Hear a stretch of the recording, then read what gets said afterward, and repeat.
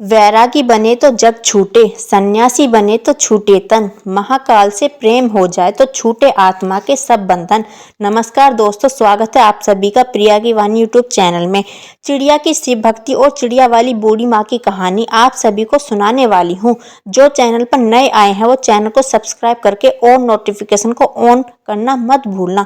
दोस्तों, चिड़िया वाली बूढ़ी माँ का मंदिर गुजरात में स्थित है। यह एक सच्ची कहानी है। दोस्तों, कौन है ये चिड़िया वाली बूढ़ी माँ?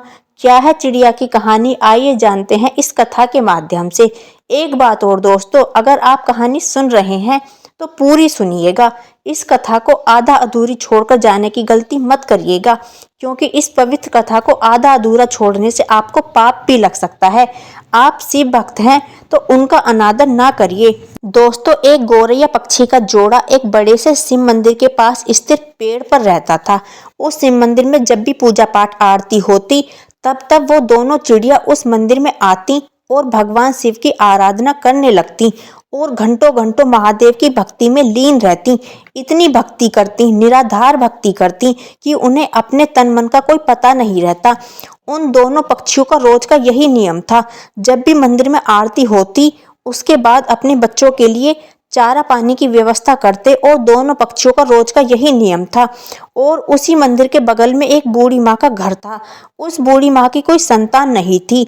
उनके आगे पीछे उनकी देखरेख करने वाला कोई नहीं था। वो अकेले अपना जीवन व्यतीत कर रही थी और उस बूढ़ी माँ को पक्षियों के प्रति बहुत लगाव था। वो पक्षियों को बहुत प्रेम किया करती थी। उनके लिए रोज अपनी घर की छत पर दाना पानी रखा करती थी। उस बूढ़ी माँ का यही रोज का काम था और वो दोनों चिड़िया उस बूढ़ी माँ की छत पर आते और आसानी से दाना चुगते, पानी पीते। उसमें से कुछ अपने बच्चों के लिए साथ ले जाते। इसी तरह उनका जीवन व्यतीत हो रहा था। उस बूढ़ी माँ के कारण उन चिड़ियों का पेट भर पा रहा था और वो आराम से निश्चिंत भगवान शिव की आराधना कर पा रही थी।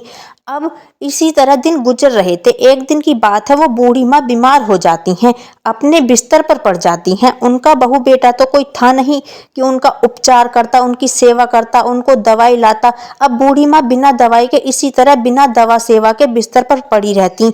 अब वो दाना पानी नहीं डाल पा रही थी और जब गौरैया पक्षी उस बूढ़ी माँ की छत पर आते तो उन्हें चुगने के लिए दाना भी नहीं मिल रहा था। वो दाना पानी नहीं देखते हैं। वो देखते हैं कि वो बूढ़ी माँ कहीं चली गई हैं, दाना पानी क्यों नहीं डाल रही।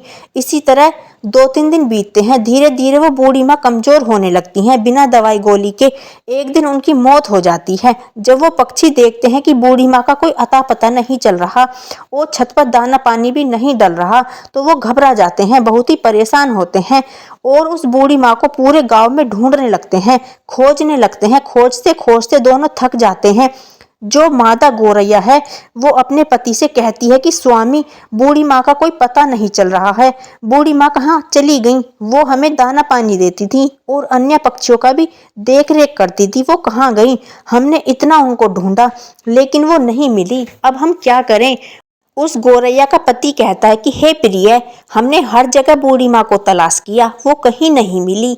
एक जगह है जहाँ हमने उनको नहीं ढूंढा, उनके खुद के घर में। हमें उन्हें उनके खुद के घर में जाकर देखना चाहिए, शायद वो बीमार तो नहीं। यह बातचीत होने के बाद वो दोनों गौरैया पक्षी बूढ़ी माँ को उनके घर में ही देखने पहुंच जाते हैं और जब अंदर जाके देखते हैं तो बूढ़ी माँ अपने बिस्तर पर लेटी हुई हैं। उनके शरीर में कोई हलचल नहीं। उनके चेहरे पर, उनके बदन पर मक्खियां भिनभिना रही थी। वो पक्षी अपने पंखों की फड़फड़ाहट से उन मक्खियों को हटाते हैं, बूढ़ी माँ को जगाने की कोशिश करते हैं, लेकिन उनके शरीर में कोई हलचल नहीं। अब गौरैया का पति कहता है कि हे प्रिय, बूढ़ी माँ इस दुनिया में नहीं रही, उनकी मृत्यु हो चुकी है। यह देखने के बाद दोनों पक्षी बहुत ही निराश, बहुत ही उदास होते हैं। उन्हें बड़ा ही दुख होता है। अब उन्हें दाना चुगने के लिए दूर दूर जाना पड़ता। अब इसी तरह शाम हो जाती और जब शाम को मंदिर का घंटा बजता तो वो दोनों पक्षी उस मंदिर में पहुंचते हैं और एक पैर पर खड़े होकर भगवान शिव की निराधार भक्ति करने लगते हैं, उनका जप करने लगते हैं। 1 घंटा बीतता है, 2 घंटा बीतता है, इसी तरह बहुत लंबा समय बीत जाता है। बिना खाए पिए महादेव की भक्ति करते रहते हैं। ऐसे करते करते 1 महीना बीत जाता है। उन पक्षियों ने महादेव की भक्ति करना नहीं छोड़ा। यह चीज देखकर महादेव बड़े ही प्रसन्न होते हैं और उन पक्षियों को दर्शन देते हैं और कहते हैं, हे गौरैया, तुम्हें क्या चाहिए? तुम जो मांगोगी वो मैं तुम्हें दूंगा। मैं तुम्हारी अखंड भक्ति से बहुत प्रसन्न हूँ। छोटी सी जान होते हुए भी तुमने अपनी क्षमता से भी बाहर भक्ति की है, इसलिए मैं बहुत प्रसन्न हूँ। तुम जो मांगोगी मैं तुम्हें दूंगा। तब गौरैया ने कहा, हे प्रभु, हमें कुछ नहीं चाहिए, हमें बस एक चीज चाहिए। आप हमें हमारी उस बूढ़ी माँ को, उस पुण्य आत्मा को फिर से हमें लौटा दीजिए, उन्हें जीवित कर दीजिए, हमें बस यही चाहिए। भोलेनाथ ने कहा, हे पक्षियों, ये सृष्टि का नियम है, जो मर जाता है वो कैसे जीवित हो सकता है? मैं सृष्टि के चक्र में कैसे बाधा बन सकता हूँ? तुम कुछ और मांग लो। तब उस चिड़िया ने कहा, नहीं भोलेनाथ, हमें कुछ नहीं चाहिए, हमें बस हमारी बूढ़ी माँ चाहिए, आप हमें वापस कर दीजिए। तब भोलेनाथ ने कहा, पक्षियों, अब वह बूढ़ी माँ का शरीर गल चुका है, उसमें से कीड़े निकलने लग गए हैं, मैं उन्हें कैसे जीवित कर सकता हूँ? उनका शरीर ही ठीक नहीं रहा तो मैं उसमें प्राण कैसे फूकूं? तब वो दोनों पक्षी हट करने लगते हैं और कहते हैं कि हे प्रभु, आपने हमें वचन दिया था कि हम जो मांगेंगे वो तुम्हें दूंगा, तो प्रभु आपने अपने वचन से पीछे हट रहे हैं। भोलेनाथ, आप अपने वचन से फिर नहीं सकते। तब महादेव ने कहा, हे पक्षियों, तुम्हारे हट के आगे मैं विवश हूँ। और अपने वचन के आगे भोलेनाथ ने उस बूढ़ी माँ के कीड़े पड़े शरीर को सही किया और फिर उसमें प्राण फूंक दिए।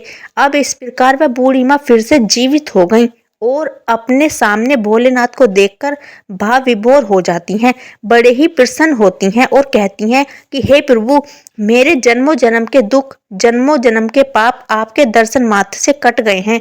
आपने मुझे दर्शन दिया है। हे प्रभु, मैंने ऐसा क्या पुण्य किया था कि आपने मुझे जीवित कर दिया?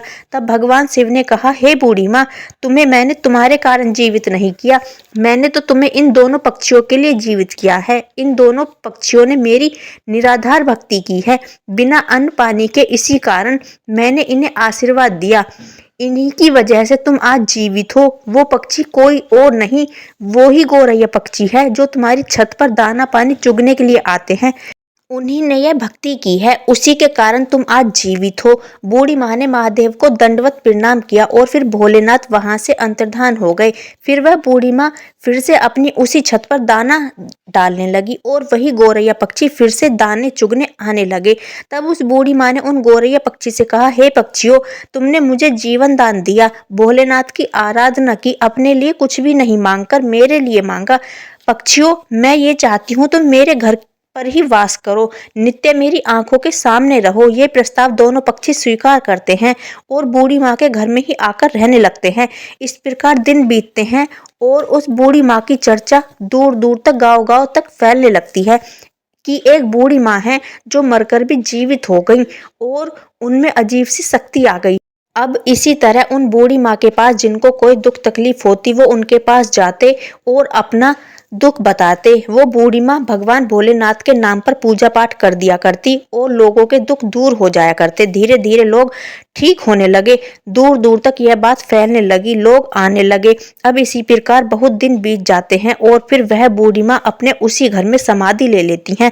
आज उसी जगह पर बूढ़ी माँ का भव्य मंदिर है। वह मंदिर गुजरात में स्थित है, चिड़िया वाली बूढ़ी माँ के नाम से वो मंदिर जाना जाता है। उस मंदिर पर आपको गौरैया पक्षी का जोड़ा हमेशा देखने को मिलेगा। और दोस्तों, उस मंदिर की बहुत दूर दूर तक ख्याति है। किसी को कोई दुख तकलीफ होती है तो पूजा पाठ करने से वो दुख तकलीफ दूर हो जाती है। तो देखा दोस्तों, कैसे पक्षियों ने अपनी अखंड भक्ति से एक बूढ़ी माँ को पुनः जीवित कर दिया और वह लोक कल्याण करने लगी। तो सनातन धर्म की इसी प्रकार की और जानकारी के जुड़े रहिए प्रिया की वाणी यूट्यूब चैनल के साथ।